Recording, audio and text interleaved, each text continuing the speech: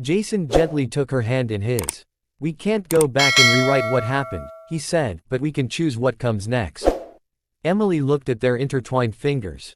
There was still a voice in her head telling her she didn't deserve happiness, but it was getting quieter. "I'm scared," she admitted. "Scared I'll fall again, that I'll mess things up." He smiled softly. "Then fall. I'll catch you every time." Tears welled in her eyes. No one had ever spoken to her like that, without pity, without expectation. Just love. And that made all the difference. Winter came early that year. One morning, they woke to a gentle layer of snow blanketing the city. Jason brewed coffee while Emily watched from the window, marveling at how peaceful it looked. "It's like a clean slate," she said. "A quiet world." He handed her a cup.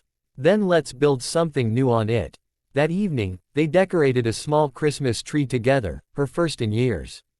As they placed the final ornament, Jason turned to her and said, "This isn't just charity, Emily. I want a life with you." She whispered, "I want that too." As the new year approached, Emily continued working with the nonprofit and began taking evening classes and counseling. Her past no longer felt like a burden, it had become a purpose. Jason cheered her on every step of the way. They found a rhythm together, a gentle balance between healing and hope. The world no longer felt like a threat to her. It felt open, wide, and full of possibilities. Every day, she wrote a single sentence in a journal Jason gave her: "I am still here." And each entry was a reminder that survival itself was an act of strength. But healing isn't linear. There were days when the weight of her past crept in, whispers of shame, memories of cold nights, the stares of strangers.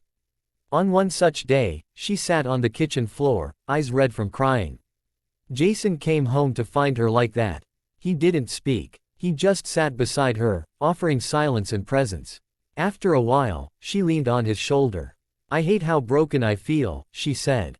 "You're not broken," he replied. "You're rebuilding. And every piece you put back is stronger than the one before." She believed him. A little more each time. Spring arrived with blossoms and longer days.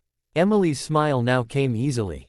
She joined support groups, shared her story, and became a voice for others still in the dark. Her story inspired people, especially those who thought they had no way out. Jason watched her grow into someone not just surviving but thriving. She wasn't the same girl he fell in love with. She was more, stronger, wiser, braver, and somehow, more beautiful. On one sunny afternoon, as they walked hand in hand through the park, he whispered, "I think I love you even more now." She smiled. "I love me more too." One evening, after a small speaking event where Emily shared her story, a young woman approached her in tears. "You gave me hope," she said. "I thought I was invisible until I heard you." Emily hugged her tightly. She remembered that feeling, being invisible, unworthy. Now she had the power to show others they mattered. Jason stood in the back, watching her shine. She didn't need saving anymore. She had found her voice. That night, as they sat together on the couch, Emily turned to him and said, "Thank you for finding me again." He replied, "I never stopped looking." Jason took Emily to visit their old college campus. They stood beneath the oak tree where they had shared their first kiss. "Full circle," she whispered. He nodded. "We started here, lost everything, and somehow, found more." She smiled and reached into her pocket, placing a small paper crane in his hand. "For hope," she said. "I made one every night when I was on the street. 1,000 cranes later, I wished for peace. I didn't know it would look like you." He held the crane gently, heart full. "You're my peace too," he whispered. As summer approached, Jason surprised Emily with a trip to the coast. They walked barefoot on the sand, waves lapping at their ankles. Emily ran ahead, arms wide, laughing freely. It was the first time Jason saw her truly carefree. At dinner that night, he took her hand across the table. "I have something to ask you," he said. Her heart skipped. "What is it?" He pulled out a simple, silver ring. "This isn't about fixing you. It's about choosing you. Every day. Will you marry me?" Her eyes filled. "Yes," she said. 1,000 times yes. They didn't have a grand wedding. Just a small garden, close friends, and heartfelt vows. Emily walked down the aisle barefoot, a flower in her hair, and joy in her eyes. As she reached Jason, he whispered, "You're more beautiful than I ever imagined." She replied, "I'm alive. That's enough." They promised to choose each other through storms and silence, through memory and healing.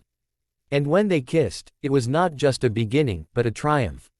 The applause faded as they held each other, two souls, once broken, now whole together. Married life was simple. Coffee in the mornings, evening walks, laughter over burnt dinners and quiet nights reading on the couch. Emily often paused to take it all in, the ordinary, the peace, the love. "I used to think I wasn't meant for this," she confessed once. "But now I think maybe, this was waiting for me." Jason would often say, "We weren't meant to find each other again, we were meant to find ourselves so we could find each other." And every time he said it, she believed it a little more. Love, she realized, was a choice, and she kept choosing. Years passed. Emily became a counselor for survivors, speaking at conferences and writing a memoir. Her story reached thousands, her voice a lighthouse to those lost at sea. Jason supported her at every turn, proud beyond words. They traveled, loved, and lived with intention. Sometimes, they would sit on their porch and talk about the day they met again, outside that mall, on a winter evening. "That was the day everything changed," Jason would say. Emily would smile. "That was the day I came back to life." And he would always reply, "That was the day I got you back." And so, the girl who once disappeared without a goodbye was no longer a ghost of the past. She was a testament to the power of grace, redemption, and love that doesn't give up. Jason never imagined that one day, the woman he mourned would be the one beside him again, stronger, wiser, and more real than ever. Life had torn them apart, but it also gave them the chance to choose each other all over again. And in that choice, they found not just each other, but themselves. Sometimes, the most unexpected reunion becomes the most beautiful beginning.